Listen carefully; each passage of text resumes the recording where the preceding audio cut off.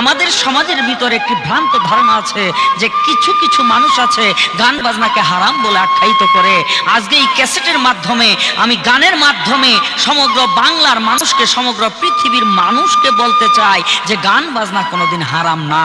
তার সাক্ষী হিসাবে আমি হাদিসকে, কোরআনকে আমি উপস্থিত করেছি।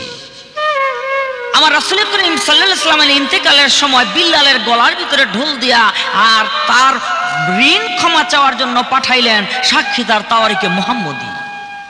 খাজা মঈনুদ্দিন চিশতি বড় পীরকে গান শুনিয়েছিলেন, নিশ্চয় রাসূলে খোদা পুরুষ প্রধান মহাগুণে গুণান্বিত মহামহিয়ান সাক্ষী তার তাসকিরাতুল আউলিয়া চতুর্থ খণ্ড।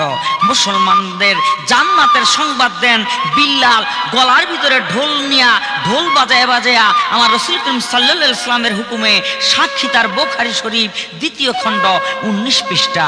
আমার রাসূল করিম সাল্লাল্লাহু আলাইহি ওয়াসাল্লামের কাছে আল্লাহ পাক যখন মদকে নিষিদ্ধ করলেন, সেই মদ নিষিদ্ধ করার যে ঘোষণা তা দিলেন বিল্লাল। আমার রাসূল ঢোল বাজাইয়া বাজাইয়া সেদিন মদকে হারাম করা হইল, কিন্তু ঢোলকে হারাম করা হয় নাই।